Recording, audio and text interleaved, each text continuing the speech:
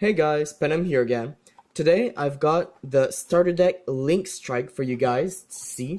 It's the first edition, duh, it just came out. But yeah, it's a very awesome deck. I got myself two of those. Didn't feel like three was necessary, only like the foils are interesting enough to get three of the deck. But yeah, it's a very interesting deck. Lots of awesome reprints.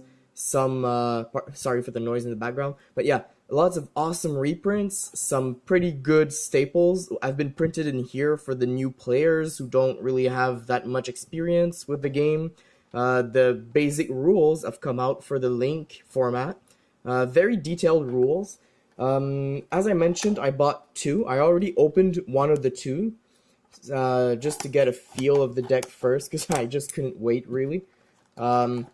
So yeah, I know I'm a couple days late for this, but it's been a very busy weekend for me, and this is the only time I've gotten so far for such a video.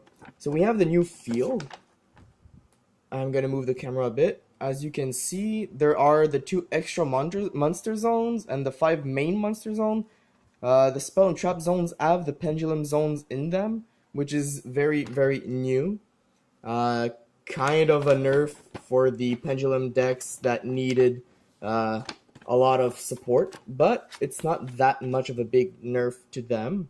The bigger nerfs come in the actual rule book that we will now go through quickly. So we have the basic rulebook which uses as many cards from the actual deck as possible, except for like the old mechanics like exceeds, synchros, fusions, and rituals who aren't included in here. Although there is a tuner, there are a couple tuners in there, but whatever. Pendulums aren't in there either, but the new rules say everything clearly. Here we go. You can pendulum summon it back to the field later. Monster pendulum summon from the extra deck must be summoned to the extra monster zone or your main monster zone pointed to by a link monster. So a big change right there that everybody kind of knew of beforehand, but it's good to have it in the actual rules. We have the new link monster mechanic summons and everything. You have the positions on the field map thing. We have the different types of cards and everything, the speeds and everything and whatever. So yeah, it's a very neat little handbook that people should go through just very quickly before playing the new format. Some rules did change, and you should know them before playing in a tournament. You don't want to be ridiculed, pardon, like the people who play in tournaments and they kind of get like awkward like 2 battle phases in a turn or something. Whatever. Anyways, so yeah, we got the actual starter deck here. Pretty neat. We can see that the foil for the stars and the type and everything. No, that's the attribute. This is the type, pardon me. But yeah, the foil is spread out like the more recent reprints, like let's say from Battles of Legend, Light's Revenge, pardon. So yeah, you can see that the foil has been changed for all cards in general, not just for that one set. And here we go. There are 2 ultra rares and 3 super rares, so 5 foils total. We have Link Slayer, which is kind of like a photon Thrasher, but level 5 instead.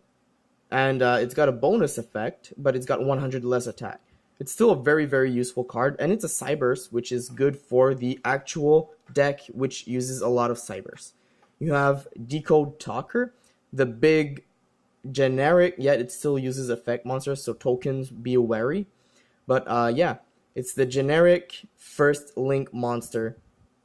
It's a very good card. It does give your opponent the option to have some extra deck monsters, but it's a very powerful card. The link markers do give him power, so if the opponent does put a monster here, he gets 500 attack more, everything. It's a very useful card. I use it in one of my other decks, so I only will have one available for this video. But yeah, it's a very powerful card. You have Ram Clouder, which is basically your way to go through, like it's kind of a Lone Fire Blossom but with the graveyard. I don't know if you feel me, but he is light, he is Cybers, and he has 1800 attack, which is kind of good. Honestly, he can deal a lot of damage by himself. You have Anibot, which is the Link monster that goes sideways, so if you're lucky enough to have Decode Talker and her, you get 2 more Monster Zone right here and right here, which is kind of big. But she needs 2 Cyburst monsters, which is why the Cybursts are very useful for this meta, because the next Link cards will come out in like 2 weeks or so. So for now, it's very important to use your Cyburst if you want to use a lot of the Links. This one needs a normal monster. So not a lot of normal monsters are very meta game nowadays, but this guy will give you a lot of boost because he allows you to special summon a level 4 or lower normal monster from your hand once per turn when he is there. So that's very big. You just like use a normal monster for, say, for example, Bitron. Put Link Spider, use Link Spider to special summon another normal monster like Galaxy Serpent, and then you get 2 monsters on your field to use for, let's say, your Decode. You only need 1 more monster. It's not that hard to get. So yeah, it's kind of a big deal. You get a lot of combos out of the 3 of these, and the monsters from the deck do allow you a lot of combos. So you have your normal monster, Cybers Bitron. Very, very useful in this deck, as the Cybers cards are useful for Anibot, and the normal monsters are useful for Link Spiders. You have Draconet, which allows you to normal, when he's normal summon, you get to special summon a level 2 or lower normal monster from your hand or deck. And that is deck. I am not saying this for no reason. You literally summon this guy, you go and get yourself, let's say, Bitron, and you already have 2 monsters. If you special summon another monster, you get a Decode Talker right away. So that's a very big, useful card in this deck. You have Galaxy Serpent, which is a tuner, but the point is he's a level 2 or lower normal type. So, normal monster. So he's very useful for the combos. You have Mystery Shell Dragon, which is a normal monster with a lot of attack. So, I mean, he's useful. You got Beast King Barbaros. You know him, he's been reprinted tens of thousands of times. Cyber Dragon, very useful. He's good with, let's say, Draconet. You special summon Cyber Dragon at the beginning of your turn. Normal summon Draconet, special summon like Bitron. You can easily make your Decode with the, well, Decode says 2 or more effect monsters, but you just use these 2 to make Anibot, and then you use with Cyber Dragon to make Decode, and you got your combo. Pretty easy to do. And since Anibot will be in your grave, she can be called the Haunted back on the field or whatever. It still works, which is perfect. So Cyber Dragon, very useful. Photon Thrasher for the same reason as Cyber Dragon. Exarion Universe allows you to do some piercing battle damage, which is something. Honestly, for an 1800 beater, it's still useful in this deck. You got Evil Swarm Mandragora, pretty much for the same reason as Photon Thrasher, Cyber Dragon, and Link Slayer. He's very useful for the bigger combos. You got Marauding Captain for the same reason as Draconet, but from your hand instead. And he allows you to do combos with level 4 or lowers instead of level 2 or lowers. So, I mean, Marauding Captain is useful. Sangan is very good with this. When you do a Link summon, it's not like the Exceed summon. The monster does not get used as a material and that's it. No, they go to the graveyard, and Sangan's effect activates when he is sent from the field to the graveyard. So if, by any chance, you use Marauding Captain to get Sangan on the field, and you do you have another monster, let's say you special summon Photon Thrasher at the beginning of your turn, or whatever. So you get 3 effect monsters, you can use them for Decode Talker, you get the effect of Sangan to search, and honestly, there are some good hand traps in here that will be great to go search with the effect of Sangan. So honestly, you guys, very good combos right there, and they're easy to do. It's not difficult at all. You have Curry Bandit, which is some way to excavate stuff, I guess, but you get some combos out of it. You got Marshmallow, which is a good way to stall, do some burn damage, and since you can stall with it, you can easily do your combos for, like, let's say, Decode, or Tribute Summon for, let's say, Link Slayer or Cyber Dragon if you do need the big attack, or for Beast King Barbaros if you do feel like making him for whatever reason. You got card D. Pretty good card. Still, like, everybody knows the usual card D. You get to draw whatever. Raiko, flip effect, but this guy's been errata'd-ish. He doesn't target anymore, and you get to send at the same time as you destroy the card in the field. So one effect gets negated, they get both, like, negated, whatever. So that's kind of new. You got hand traps, and this is why Sangan combo is great in this deck. You get some backup in case the opponent does destroy your Decode Talker. You have Battle Fader you can search, which is obviously a very good option, because it allows you to do some more combos on your next turn. You got Swift Scarecrow, which is like Battle Fader, but instead of being special summoned, he gets discarded. So if you want to have a clear field for whatever reason, like you have a Cyber Dragon in your hand or whatever, Swift Scarecrow can be good for you. And you got Effect Veiler, which is a very, very good reprint. It's been reprinted lots of times, but it's still a very valuable card and a very useful card. It's a tuner, level 1, so you get a lot of options out of this, but also the effect only during your opponent's main phase, obviously, but you do negate an effect monster's effect for the turn. So let's say the opponent does a big monster that gets an effect that destroys your Decode Talker after you summoned it using the Sangan combo. Well, you got Effect Veiler to negate that effect, which allows you to survive longer. So this is a very useful card in this deck. Very good reprint. Cynet Universe. All link monsters you control gain 300 attack.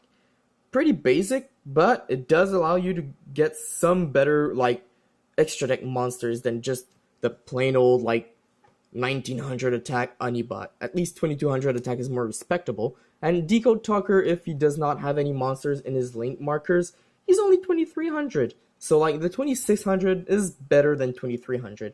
At least it'll survive against, like, a Monarch or something. So yeah, this is useful. And once per turn, you can target one monster in your graveyard and shovel it into your deck. So if you go through a lot of resources really quickly, especially the hand traps and the little, like, quick summon monsters stuff, this allows you to recycle them, which is very useful. And if it is destroyed on the field by a card effect, send all monsters in the extra monster zones to the graveyard. And it's send them to the graveyard. So if the opponent uses the Wind Witch combo to get the Crystal Wing Synchro Dragon on the field, and you have Cynet Universe, Mystical Space Typhoon, Twin Twister, whatever effect that destroys this card, that is not a monster effect, because obviously Crystal will negate that, but really destroy this, and you send it to the grave. It's not destroyed, so the Ice Bell effect or Snow Bell, yeah, whatever. The level 1 Wind Witch effect does not protect it from Cynet Universe. So it's a very big deal. And if your opponent is the only one to have cards in the Extra Monster Zone, yeah? That's the name, yep, Extra Monster Zone.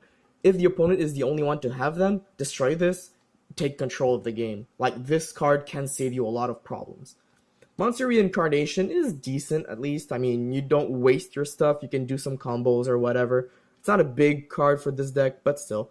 Dark Hole, very good card. A lot of tournaments are won using Dark Hole. Dark Hole, the whole field, start doing your combos, get the advantage. Very good card. Mystical Space Typhoon, destroy your own Cynet Universe, or destroy your opponent's face down stuff, because a lot of people will start using some back row now that it's more important, let's say. Book of Moon, very useful. Not as useful as before, though, because you can't put link monsters face down or in defense position, so you can't really Book of Moon your opponent as well as you could have before. But it's still a very useful card nonetheless. It stops a lot of combos. If the opponent needs to be face up for an effect to activate, Book of Moon, done. Forbidden Lance, very good reprint. Lose 800 attack, so it's good for battles. But if your opponent Dark Holes you, you can target your own monster with this. Yes, you will lose some attack, but it's unaffected by spell and traps, so it's better than having an empty field at this point. United We Stand, very good card for going over your opponent's battle attack position monsters or defense position monsters. But still, I mean, the equipped monster gains 800 attack and def for each face-up monster you control, including himself. So it's at least 800 more. If you equip this with, let's say, Decode Talker, he's at 3100. And if you have any other monsters in his marked link zones, he gets 500 for that and a bonus 800, so that's 1300 more just for one monster in the marked zone. This is ridiculously good. He's already at 31 plus 1300, that's 4400 attack just for having one monster there, and you can use that monster to use his effect. So that's incredibly powerful at this point. Pot of Duality, it's a good card, but in this deck you want to special summon as quickly as possible. So I'm not too sure this card is good in this deck, but if you are stalling and you use Pot of Duality to draw like a Marshmallow, go for it. It's pretty much the only way you can survive at that point. Burden of the Mighty, pretty decent, I guess. Link monsters don't have any stars or levels, so this won't be useful against them. Ranked monsters don't have those either. Like the Exceed monsters, they have rank instead of levels. So it's not as useful as it could have been back in the days, but it's still a very useful card at the beginning of a game or something. Supply Squad, it's pretty basic. If you get wiped, at least you draw some cards. It's not a very useful card, but it's still good. You got Terraforming, which is, no matter the amount of reprints, a very, very valuable card. A lot of reprints have been done, as I mentioned, but this card is very useful as long as it doesn't get limited or banned. A lot of people will use it at least once or twice in their decks if they use any fields, but if they need more than just one or two fields in their deck, they'll have at least 2 terraformings at least. So yeah, it's a very, very useful card, especially in this deck since Cynet Universe is a very, very good field to own. Jar of Avarice, pretty good card, not very useful, but a very good card to recycle, and you still get to draw a card, so it's not that bad. Call of the Haunted, if you use the Unibot to get your decode, you can bring back Unibot, and that's a very good combo right there. Mirror Force. Lots of board wipes are necessary in this meta, in this era actually. So Mirror Force is a good reprint, very easy to get for new players, and it's a very simple card compared to Drowning or Quaking. This card is very legit. A lot of people will understand it quickly. It's good for the new players, and it's good for any kind of deck. You got Torrential Tribute. Same reason as Mirror Force, but for summons, so it stops a lot of combos. Ring of Destruction, very decent for destroying monsters quickly. You're only allowed to get one of these per deck, which is kind of disappointing with the effect that you can't target a monster that has a higher attack than the opponent's life points. But nonetheless, it's still a very good card. You should play one if you buy with this deck. Bottomless Trapple, must have if the opponent plays Link monsters and not just Link Spider. This will destroy them, so just use it. You can stop your opponent's big 3-card combo for a decode. Bottomless will save you. Compulsory, very good for cards that can't be destroyed by card effects. You just return it. Good reprint, not a very wanted reprint, but it's a good card for starters. And I just noticed that it's been miscut. This side is shorter than this side. Huh. Funny. Fiendish Chain, good for negating effects and stopping attacks. So it's good. I mean, don't complain. Fiendish Chain will help you. And Dark Bribe. Very basic card, but in an age where spells and traps are very, very useful, negating them and not just putting them back in the hand or something, literally negating and destroying them is very good. I know your opponent does get to draw a card, but sometimes that card is a dead draw. If they already summoned and did all their combos and they draw another monster they can't use, this card will have saved you. So do use one if you buy this deck. So the main goal for me buying 2 of these, yes, obviously I needed a couple of the links for my other decks, and the cards that were reprinted as staples and stuff are good, but the main purpose from this opening is to announce a new miniseries for this channel. Panem will now have his own deck. Yep, I do own my own tournament-ready decks and stuff like that I use in the current meta. I won quite a few times first place using my Wind Witches. I've played Black Wings and ABCs in the past couple months.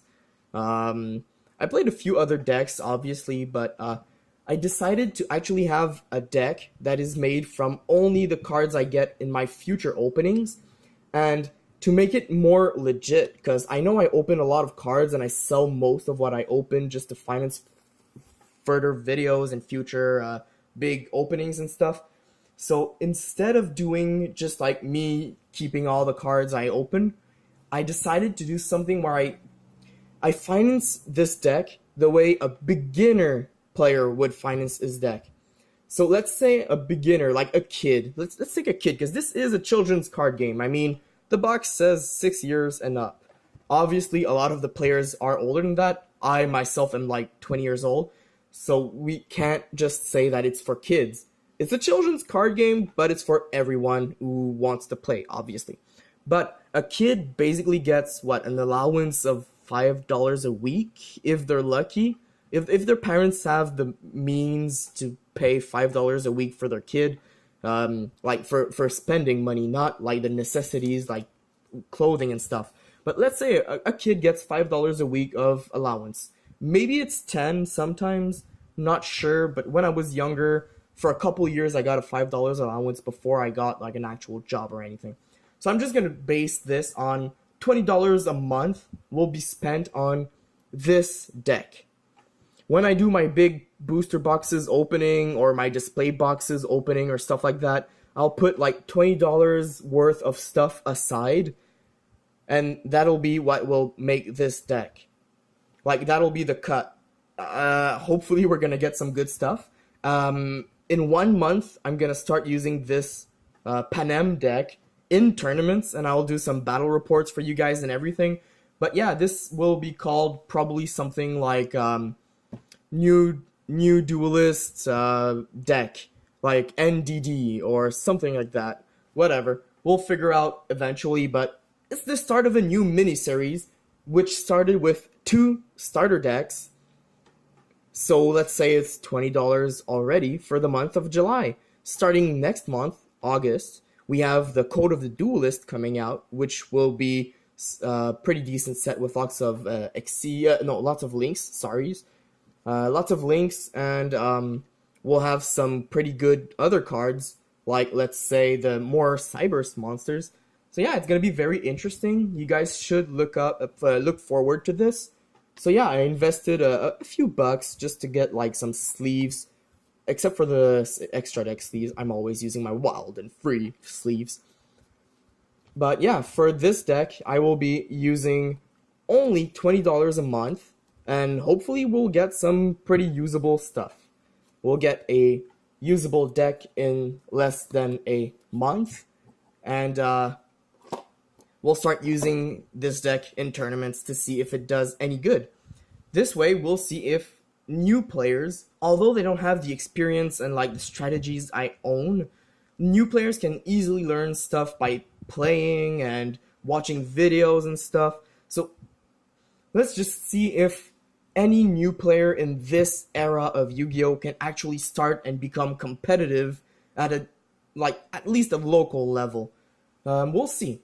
$20 a month is not big, but it's like what average Yu-Gi-Oh! Players can actually afford. So we'll see if these players can still win. I believe they can win. I mean, this deck is a very, very powerful deck. You got lots of combos, you got lots of decent, like, starter stuff and everything. So I mean, staples are useful, combos are useful, big monsters aren't necessary to win, as long as you can stop your opponent from getting bigger monsters than yourself. That's all you need to win. You need to persevere, you need some luck, you need some strategies, and you need to be better all around, not just with the money. So yeah, thanks for watching, guys. I hope you guys will like this new series I'm working on. Hopefully it's going to be a very interesting series for you too. So yeah, thanks again, guys, for watching. Subscribe to the channel if you're new here. I do a lot of videos at least once a week in average, so you should expect a lot of content from me. I do try to be part of the community as much as I can, so if you can share the video, like the video, comment if you want, as long as you give like more attention, like if the video gets more attention, the community will be like more interested in the channel, and that's exactly what I want. I just want to give more to the community.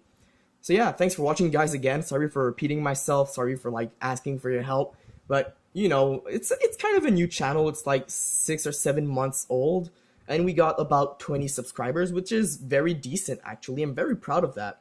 Thanks you guys for subscribing and believing in me. I'm happy to have you guys here. So yeah, sorry for repeating myself, but thanks again guys for watching, and I'm out.